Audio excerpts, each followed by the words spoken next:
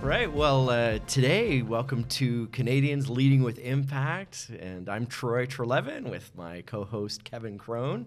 And today we're really excited to have a special guest named Alan Beech. And Alan, you are an expert in the automotive repair business. And we'd love you to maybe give us a little bit of background about you. But I've got to know Alan over the last couple years. And Alan works with clients that we mutually have, and we've worked together on a couple of projects, and I just really energized by the impact you're having on so many people's businesses, and more than that, they're people in those businesses. And one of our goals of this podcast, of course, is to get a message out to fellow Canadians. How do you lead with impact? How do you impact this culture, this economy? We want to raise the standard of living of every Canadian through great leadership. And I think you're the right guy to talk to us today about how you've been doing it in your particular industry. So thank you for being with us today. So, great. Yeah. Great. How did you arrive at this place? How did you get into So I've got a very narrow niche. And I always think that's the important thing That's the ticket, eh? It's such a narrow niche. Yeah. And I regularly say to people, no, I'm not the right person for you. So I work in automotive. I work in automotive repair. I work in the aftermarket side of the repair business, and I work with independents. So it's a very, very narrow niche. Typically, these are small business people that employ anywhere from, say, 5 to 15 employees. And they oftentimes are a very isolated group of people. They're people that they're very good at what they do, and they're doers. They like to do things, but they can become very isolated in what they do.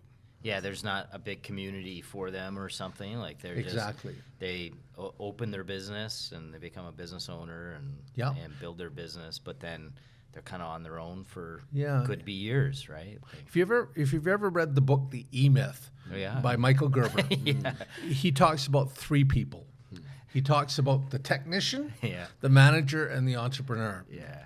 Typically, these people are the technician, Right. and they're used to doing things, and they see things, and they think that from a profitability point of view, if I pull the wrench faster, then I'm going to make more money. Right.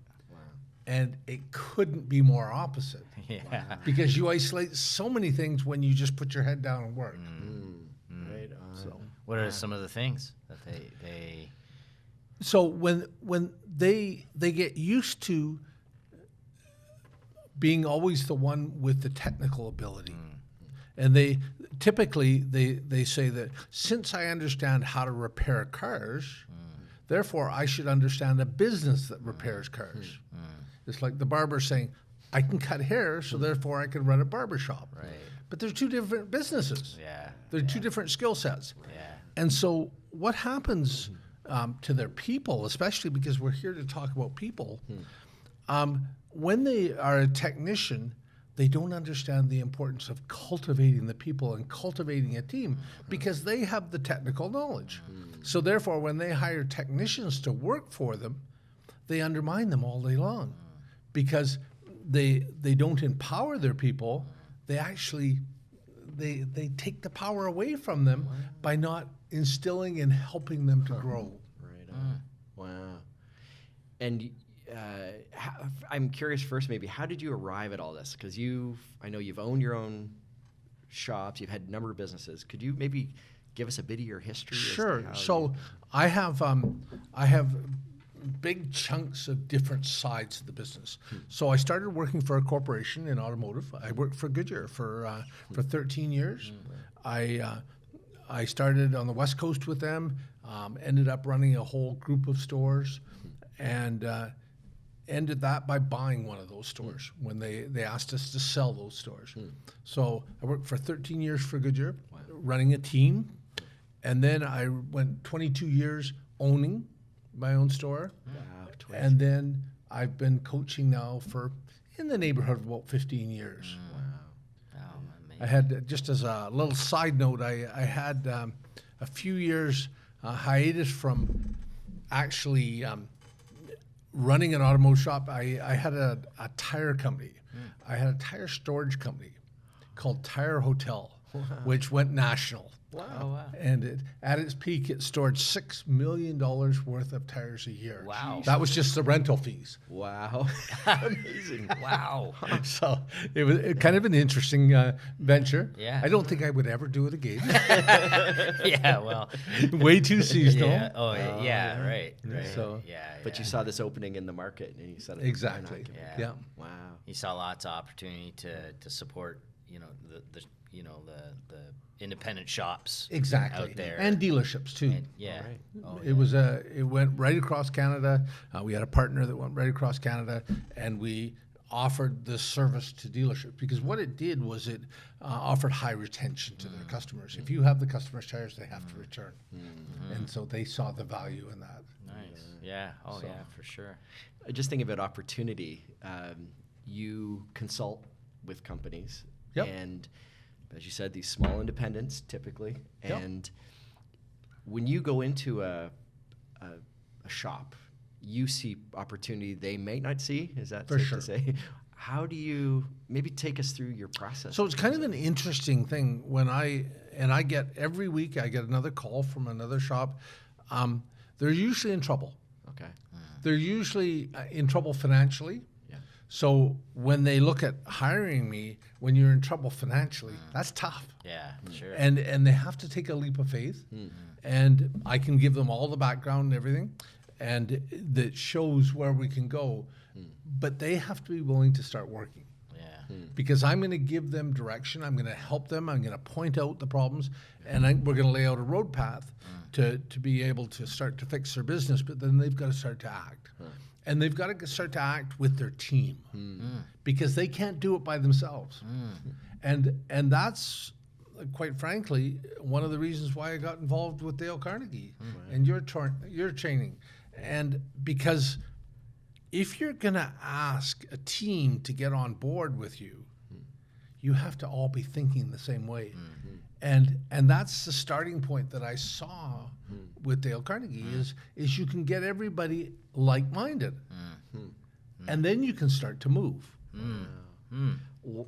Maybe seem obvious, but why is that so important that they're all like-minded? Like what's the consequence if they're not of a like mind trying to grow?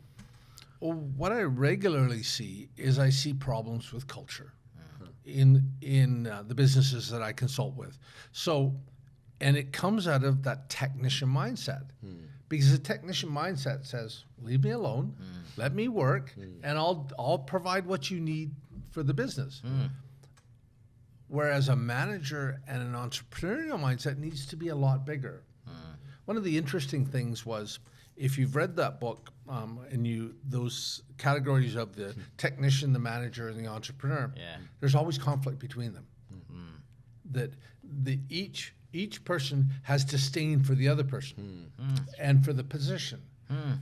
The manager bringing. It's been a while since I've read the book. This is great. This is reminding me of Bar Rescue. Oh yeah, Absolutely. Are you the bar rescue for the automotive? For sure I am. It's a great show. I love that. Yeah. How you go in and because it's the same thing. Yeah. And helping the business and pointing out all the different areas that there's a problem with. But when there's conflict between these people, if you're going to make a major change, you have to have everybody on side. It's like the rowing, what do they call that type of rowing? A scull? I think. A scull would work, I think. And if Where- only one is rowing, and or if the you're in paddles go trouble. into the water at different times, Right. or That's if there's different tension, the boat will turn. That's it. But imagine in a business, if you can get everybody rowing the same way, that's amazing. Not rowing backwards and forwards, going the same way, Right. but then going with the same power. What the business does is it's just dramatic. Yeah. And the incredible thing that I've seen over the years, I've got a conference coming up, and I'm putting together a talk of what I've seen in the best shops over 15 years. And great. when you see a shop, a business, let's call it a business, that is all working together and has a focus on culture so that they're taking care of people, the business will continue to grow year after year after year. And so we know that, let's say, you've heard the analogy, if you take a penny and you double it every year, how much that makes you? Right. You know, it's billions It's of not dollars. much over 15 days if you're doing it in a month. But by the time you get to 25 or 26, exactly, it becomes Yeah. exponentially so much Yeah. more. So let's take a business that grows by 10% per year. Okay, and Troy, I've shown you that graph of a business that I work with that they started at about $600,000 to $700,000 a year. They're at $3 million a year now. They started at no profit. They're just about $1 million worth of profit a year. And That's life changing. it's life changing. And what it not only for the profit, but the people that it employs. Yeah, it's life changing for everybody, right? Yeah, Like, yeah. because there's these great jobs in the community. The people enjoy working there. They love working for this company, and it is so transformative. And it means that you start, but you have to have that team that is going to work together and be willing to all work together. Right. Everybody's got to play their role, and they got to have a common belief, I guess, in this future. One of the things we did with that organization we started about 4 years ago working on it, and we started working on customer experience. And I tell you, you can't implement customer experience unless you have a team that's willing to work together. Because what is customer experience? Well, customer experience is the cultivation of the emotional attachment to the business. Okay, so think about Whoa. Say it again. So Customer experience is what? is the cultivation Yeah. of an emotional attachment to the business. Never Really, that's heard real it well like stated, put like that. Yeah. So think about a company that you love. Let's say, for example, let me talk about a couple of companies I love. Yeah. I love Apple. Okay, Sure. I do. I use Me every too. one of my products. Yeah. And I have a bit of an emotional attachment. Yeah. And I love the products, but their people are very good. Yeah. You know, you go in You go and you in get and- taken care of, That's and amazing, right? you think of, wow, why would I go anywhere else? Yeah. And you know what? I'm willing to pay double the price Oh yeah. because that's what we do. what We you do do. pay double the It's price. true, You do. right? Yeah. We And do. you don't even question it. Yeah. Yeah, you feel important in there. They're taking care of you. They're really taking care of like to the detail and helping you. Like they go the extra mile. Like it's an amazing experience. So put your hand over your heart right now and feel that emotional attachment. Yeah. Right. And if you have to go buy something, or if what's the new guy's name? I was going to say Steve Jobs, but the new guy's name, Tim Cook. Yeah. Tim Cook, yeah. He's not really a new guy there, but Yeah. but Right. I think he's retiring too. when Tim comes up and he introduces a new product and he says, "This is going to change your life," you're leaning forward and you're going, "Yeah, okay, I get it." You know, he doesn't have to believe convince it. you. Yeah. They've stopped having to convince us a long time ago. Right? We just drank the Kool-Aid. Yeah, That's yeah. right. I believe you. Right. So that's one, like that. So when you have that emotional attachment, now how does small business do that? Right. Well, they do it by connecting with you. Right. And we have a simple way of doing it. And I'm going to come back to why this is so important and how you do it. But there's a simple acronym that we use in customer experience, and it's called FORD. FORD. Not the car, but it has 4 components to it. That we're going to remember things about the customer. We're going to remember things about their family, their occupation, their recreation, or their dreams. One of the 4. You're gonna connect with them. So Kevin, we had a talk, for example, this morning, and you told me that you were going to go on a Greek vacation. Well, I'm going to write down Greek vacation. So no matter who Did you in say my Greek business, vacation? Greek. Yeah. Greek. do you- It's unbelievable that you're saying, I want to go on a Greek vacation. He's also a mind reader. Hey, what is happening here? Preston over here. Yeah. Are you that good? You can that I can just know it's like a that. Jedi mind. You go into the shop and you can, You're going on a Greek. I'm going on a Greek vacation. So we'll be talking about that next time we come together. Yeah, I'm sure we will. So if we put that in the file, and then it doesn't matter who deals with it, but say I put it in the file, okay, and Troy is the next person that serves you. So I'll put Greek vacation and I'll put Alan beside it, okay, and then next time you come in to the business, Troy takes care of you and says, "Oh, my business partner Alan mentioned that you were talking about a Greek vacation. How did that go?" And tell me, if I did that, what would you think? Oh. You would, I'm home, I'm home, right? Like I'm These in the people right care about place, me. right? Yeah. you know, and if we consistently did that. So let's bring this back to implementation. So you want to get everybody on board, every one of the technicians down to the tire guy to do this. And this is what this business that I had mentioned had done. And what they did was they got everybody to buy in.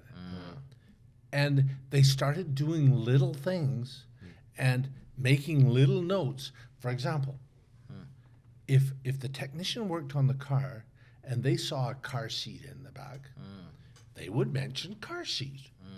Okay? If they saw 3 car seats in the back, that would be an interesting discussion, wouldn't it? It sure would. What is you what are must you have a- doing? Yeah, what are you That's crazy. Do you need a babysitter? yeah. So, and they provide very interesting discussions. Right. And then if you remember that and you read those notes before you start, that's only one side of it. You know, how about if you do little things that nobody else does? For example, say you find that, and this was a hotel chain that did this. Say, for example, when you valet the car and you see that there's a whole bunch of empty cans of Mountain Dew in the back. Wouldn't it be nice when the customer picked up their car if there was a cold Mountain Dew? Wow. In the That's not where I thought you were going. I thought you were If there like was- clean it up, but but you're could putting a clean it new up, one in there. But you could put a new one in the yeah. thing. Wow. What would that say? They would say, "Well, how did they know that?" Right. Well, it was right in front of them, you know. Yeah. And yet they acted on it. Wow. Right. And you know, if you did that, the customer would say, "Oh my goodness." Yeah.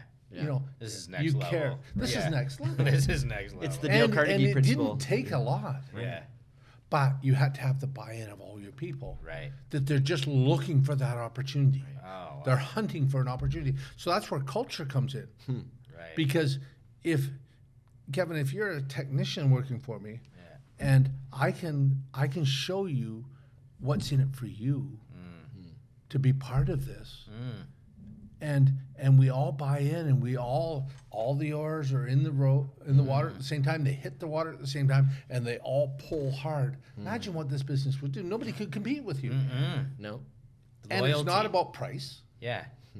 Yeah. That's the worst thing to compete on is price. Yeah. So you can create this loyalty that just, you know, and it doesn't matter what the business is. Doesn't matter at all. It doesn't Well, matter. you gave me a stat on loyalty, and if I remember right, it was something around how many people go into a shop and they never go back. Number around 70% or something, I think. So 70% of first-time customers to an automotive repair shop never return. Wow. Wow. Do they do business like that's They'll do business one time, and then never come back. Wow. Oh. 70%. and so they're having to create new customers always then. Yeah, Like- and I am a believer that there's very few forms of marketing that work in automotive because it's a relationship type business. So yeah, I may give you a fabulous price on this one product. You come in for that one product and then you leave.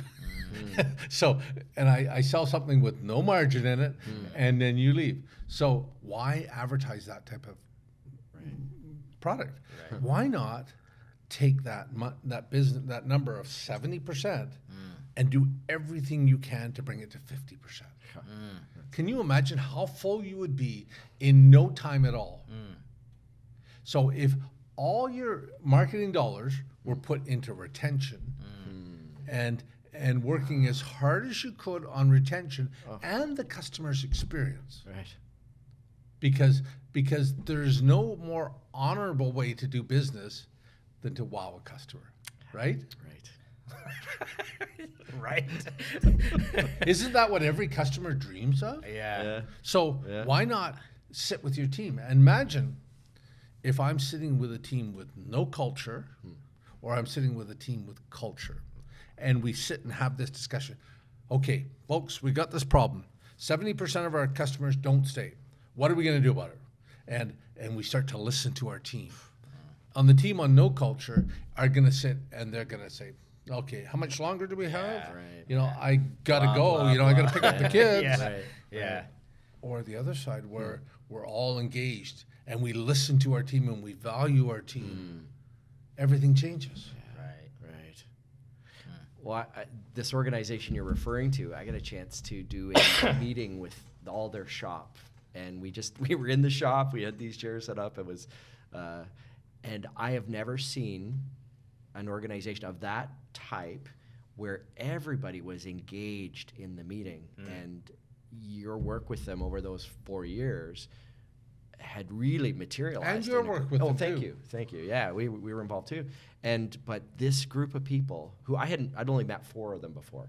It was a conversation like you hadn't had before. Like these are kidding, technicians that really they cared, and you don't see that level of care. So that was they all feel an ownership to that business, and they're paid extremely well. So yeah, is that nice? Yeah, for sure it is. Does that create loyalty and culture? No, it doesn't. Okay, Not on its own. because we've seen that go away. Right. But they know, and the curious thing enough, and we gotta be careful we don't give too much away. But they're in a very small town, a very rural town, and they they're one it's of so the, surprising when you see that. Yeah. So What an They must amazing dominate the area for their business, without right? a doubt. Like, Without a doubt. Yeah. And everybody must love them, right? Like, they do. This whole time, I've been. It's dawning on me. My dad goes to this automotive repair guy, and he's been going there now for like 15 years. Yeah, They've become like buddies. exactly. They with any kind of car, anything, he calls his buddy Allie. And Allie, I need a car for my niece. Well, don't buy this, buy that. Come buy, I got one. Or never buy that car. Bring your car. Like it's like they're like Tell me like that they're he partners deals and buddies and stuff. Like it's amazing. Tell me he deals with them because he's got the best price. No, Price although I will say this guy is amazing. Like he's so. I don't think it's price oriented at all, but his prices. But his service is off the scale. It's unbelievable. Now everybody that my dad knows goes to this guy. Yes. Because of it. Wow. And you feel like you get the same experience, and you wouldn't go anywhere else, Yeah. right? Like any kind of, and anybody has a car trouble, you say, well, go see Allie. Yeah. He'll Yes. take care of you. So oftentimes when I'm talking to one of these shops, say this shop calls me and they're in financial difficulty, and we go in and we start talking about this.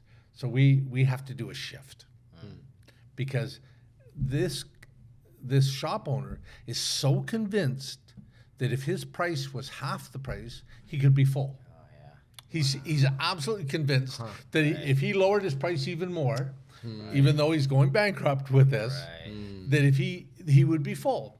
And I'm saying it isn't the case. Right. And yes, customers will phone you and say, how much for this? Because what else do you ask when you phone a shop? Yeah, they don't. You know don't what know what to ask. Of course.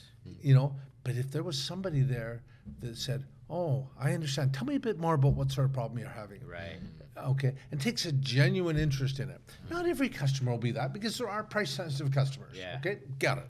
Okay, but it's very small. It's about bet. 25 to 30% of the customers Right. are so price-focused, and they'll always buy the cheapest. So that person on the phone, if they just paused and got just genuinely interested in that customer, just long enough to, that would pretty much that would start the that would relationship. start the Because it's all about the relationship, Yeah. and it's all about the emotional attachment the customer can get to your place. Yeah, that's it. So imagine if you see, everybody has call display, right? Yeah. Okay. Yeah. How many times have you phoned a business and talked to them and they ask for your phone number? when we have call display right there, You Right. don't. they know what it is. Oh, so is this Mr. Smith? Oh, yes. John, is it? Great, John. And John, I see that you're calling from this number. Is that the number I'm going to get in touch with you? Just a simple little thing, like just being real, as opposed to saying, could you give me your name and number? One provides a relationship and one doesn't. Right. Wow. That's right. One thing that's becoming really clear in this conversation, and I think some others we've had, is that it's that, going back to customer experience, it's, could we as Canadian leaders up the experience of all of our customers, whether it's a retail Yep. situation or whether it's a wholesale or whether it's international customers in manufacturing, whatever. Or whoever your stakeholders are, right? Including, Like could be employees. internal Yeah. customers or So that's really interesting when you say that, because there's internal and there's external. So we all know who our external customers are. Right. They're the people on the phone. right. But who are our internal customers? Yeah. They're our staff. Yeah. So do you care enough about your staff to put them through something like Dale Carnegie training? Do you care enough? Okay. Yeah, it's a lot of money, what if I train them and they leave? Yeah. What if you don't train them and, And they they stay? yeah, True, yeah, Yeah. That's right. That That's right. very personal connection applies all around. Yeah. This is a I heard a story. The organization that first opened my eyes to this was an organization called the DeJulius Organization, and they work with Starbucks, they work with Southwest Airlines, Apple, a bunch of places, and they talked about working with this house cleaning company called the Maids, and the Maids are based in the States, and they hire typically immigrants that are new to the States. They typically Mexican or Latino people. Language is a problem, but they teach them this. And so what they ask them to do is, whenever they leave a house, just write a quick little card saying thank you for the opportunity to clean your house, but get an emotional connection. And so one of the ones that was told to us was one of these cleaners saw that there was a new trophy on the mantle, and said, please give Johnny a high five for his his baseball trophy. Yeah. Oh. who's not going to call Yeah, that back next yeah. time? Right. And this story has been told thousands of times. Right. And the people would just go, oh my goodness, Gloria, I want Gloria to clean my house from now on. Okay, I don't want anybody else here. Right. Of course. Wow. And it's just very, very Yeah. simple, but it's taking care of our external customers and our internal customers. Yeah. Right. Amazing. You've also mentioned, like, numbers are important, right? And Yep. and you've been talking about some dashboards, but we don't know much about that. What are you seeing as a connection between paying attention to numbers and what numbers, or could you talk around that? There's Sure. got to be key Yeah. performance indicators or the Yeah. critical major numbers to. Well, every business has to have their KPIs that they watch, and we're very lucky in my industry that we've got a new dashboarding company that's just come in, and they're looking at every aspect of the business.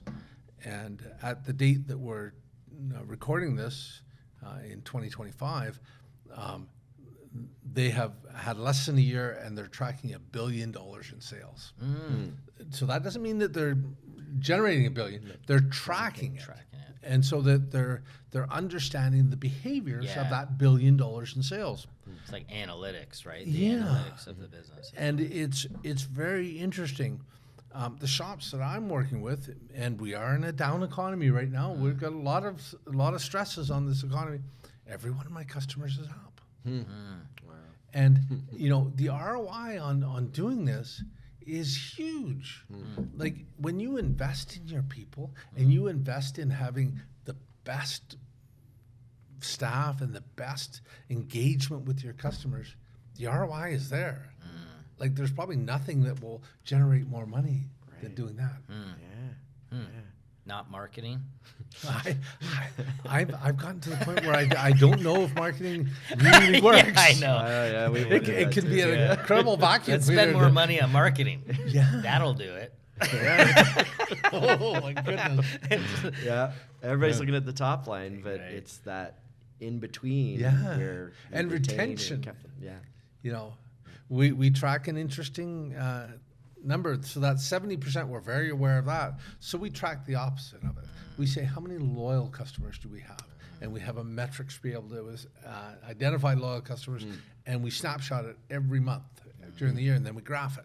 And we say, are our loyal customers going up or are they going down? And if they're going down, why? Because loyal customers are the heartbeat of any business. You think about your dad's relationship with Ali.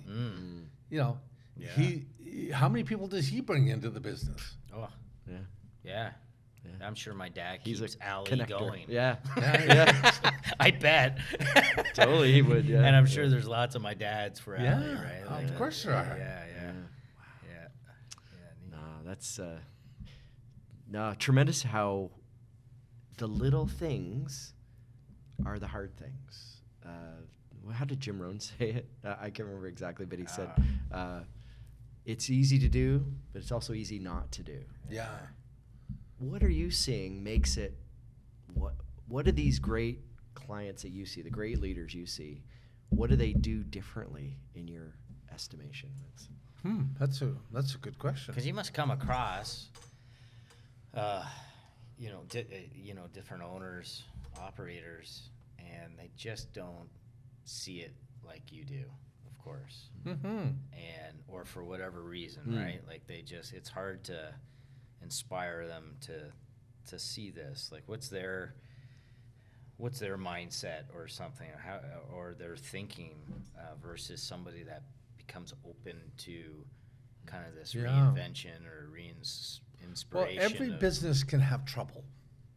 Okay, and to think that it's set it and forget it in a business isn't realistic, because we all go through ups and downs. Darn. I was hoping that would. Yeah. I had a business owner say to me this week, we're going to fix this, and then I'm going to be, in 6 months, I'm going to be gone, and it'll run by itself. And I says, I don't think so. Good luck with that. Yeah. You maybe can step back a bit, but not, you can't leave it. For sure. It's your baby. So what do I see in businesses that are year after year consistently improving? Number one, when they have problems, they're willing to embrace the problem. And they're willing to take ownership.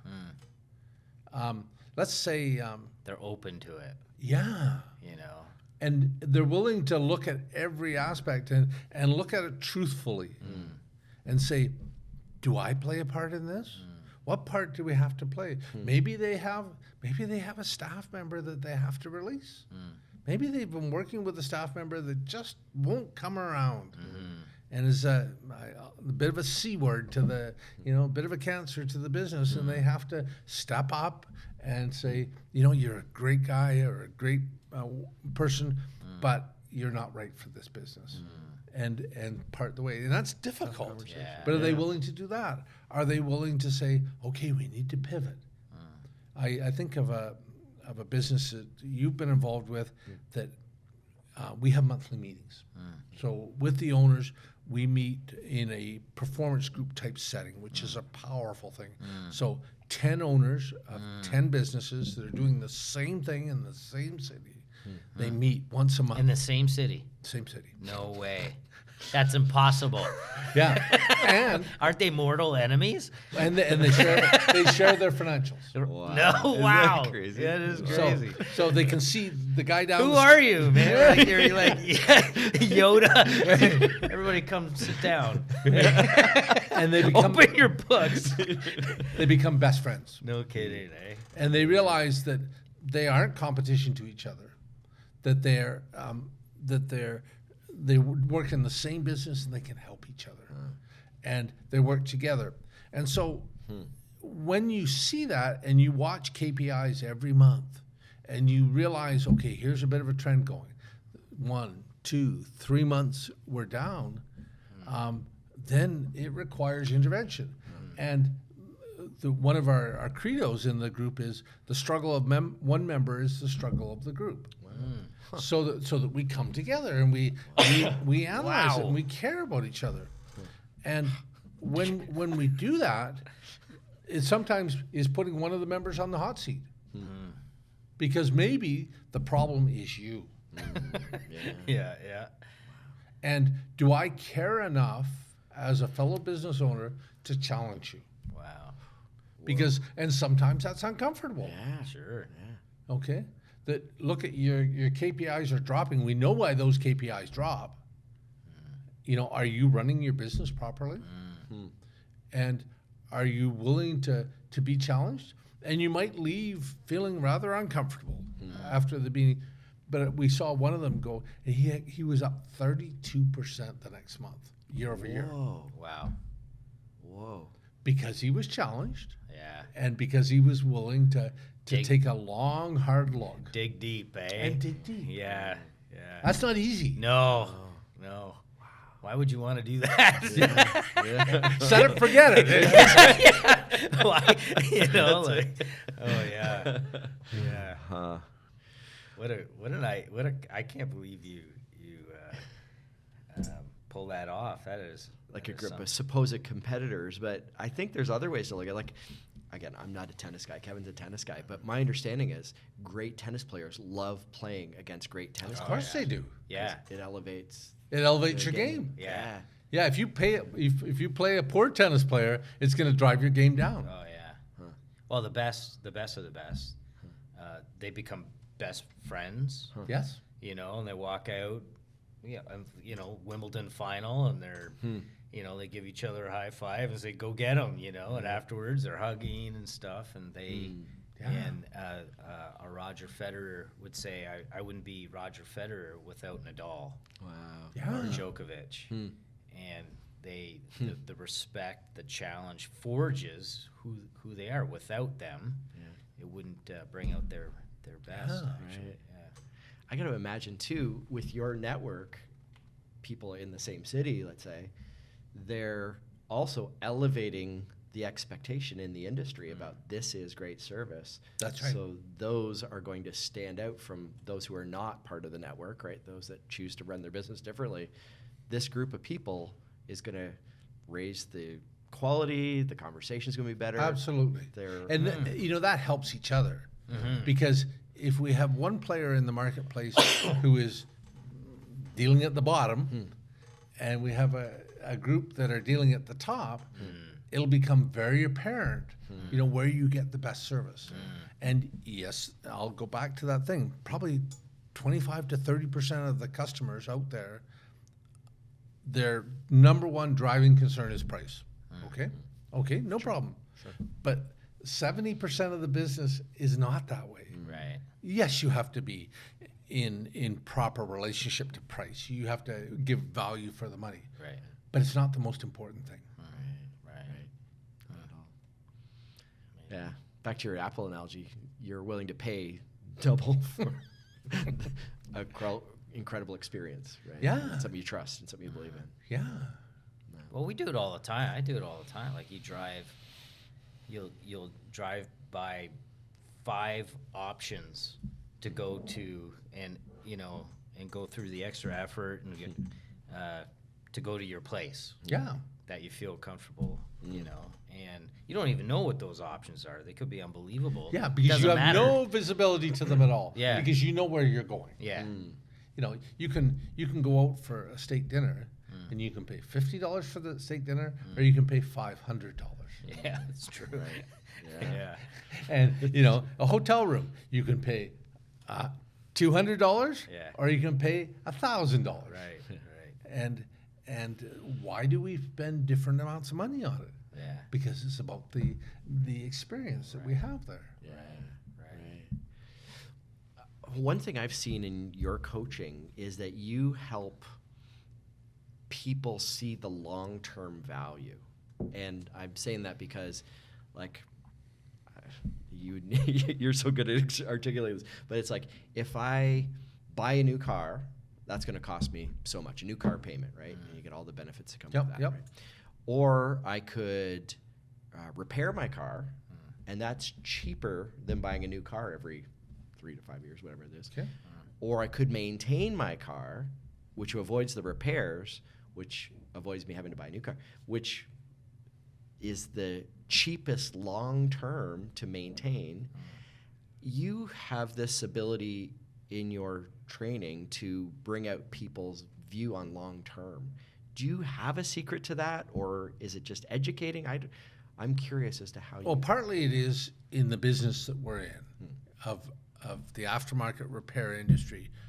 The original equipment side, more the dealership side, they want to sell you a new car, every 3 years, every 4 years. Right. They want to have a new car.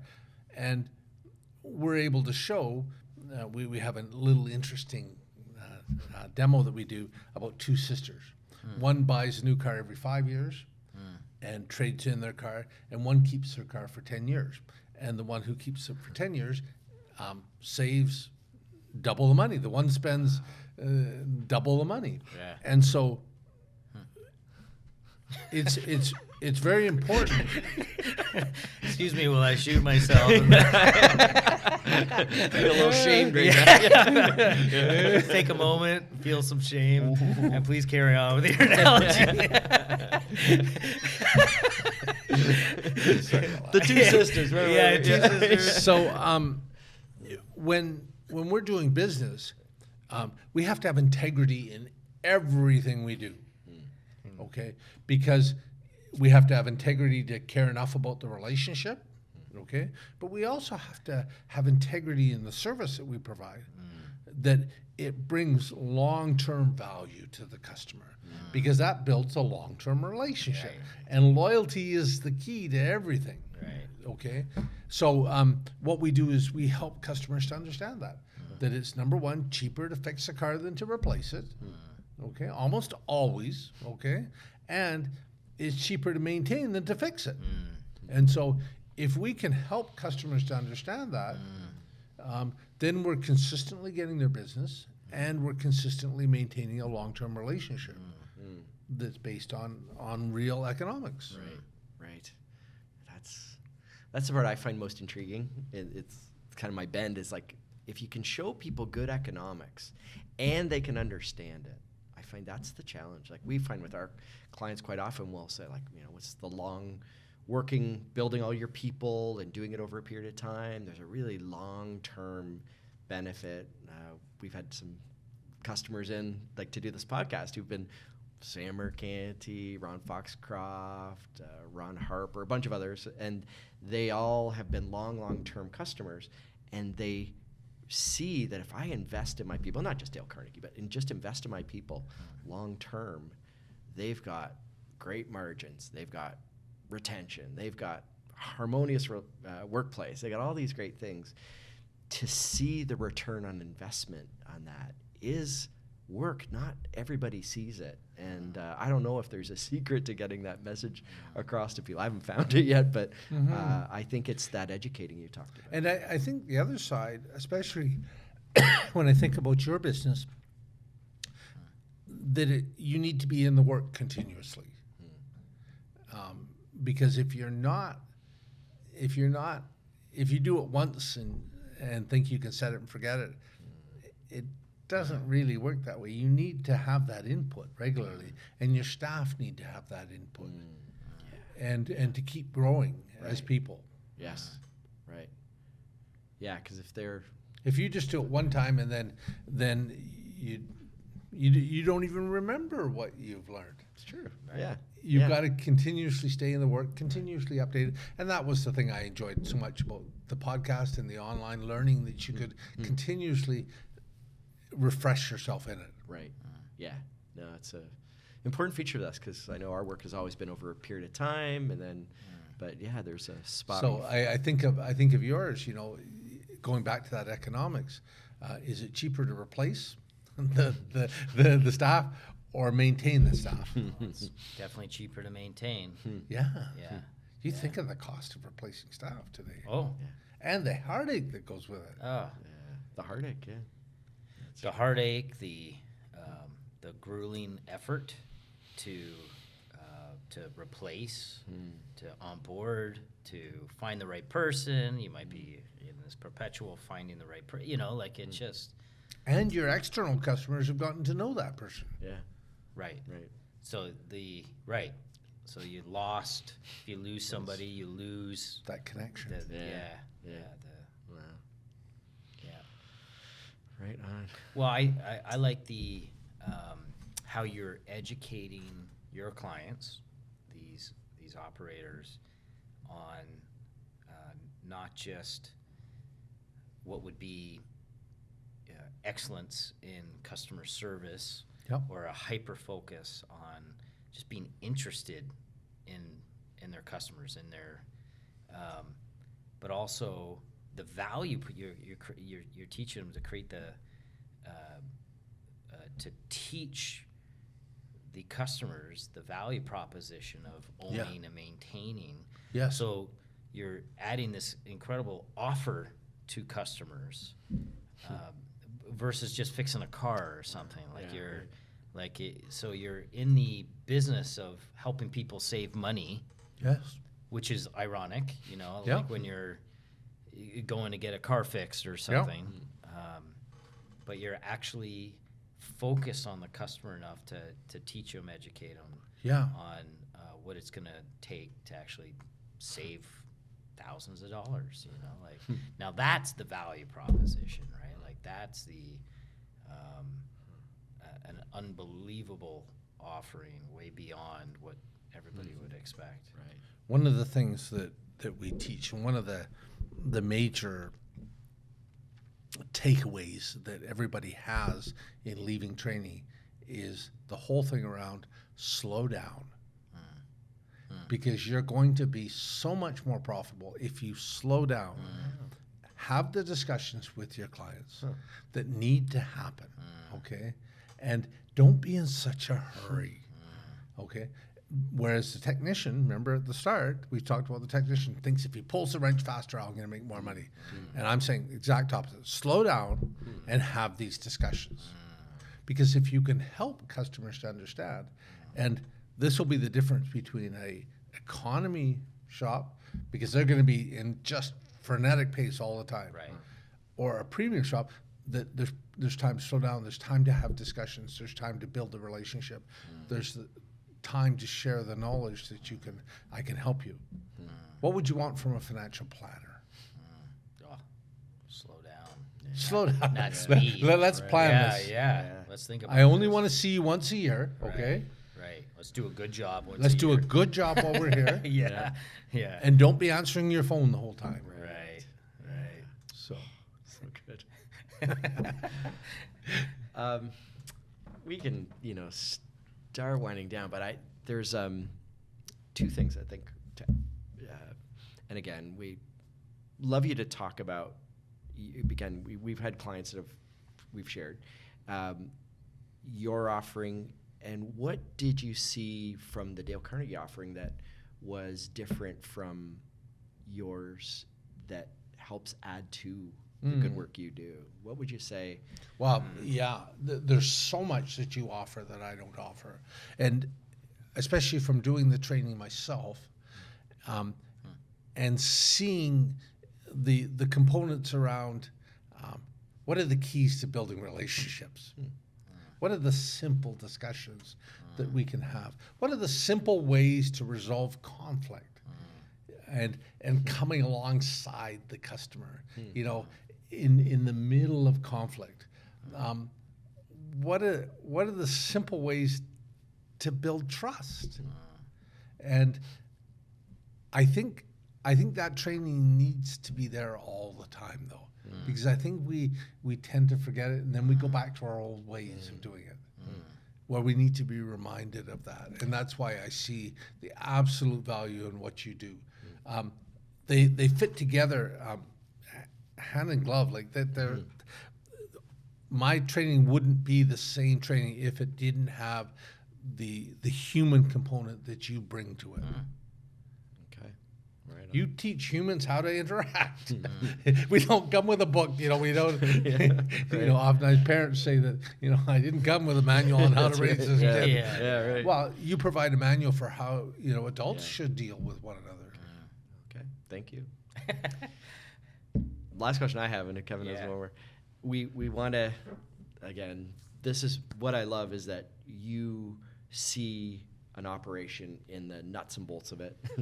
No pun intended. Yeah. But and again, our mission, I guess, getting a message to Canadians. If you could wish something for maybe your customers, but also Canadians in general, about how we could really boost our economy, bring value everywhere, what would you say if you could have a wish, or if you could say, here's one thing I would wish for our economy and our leaders in that economy? What comes to mind?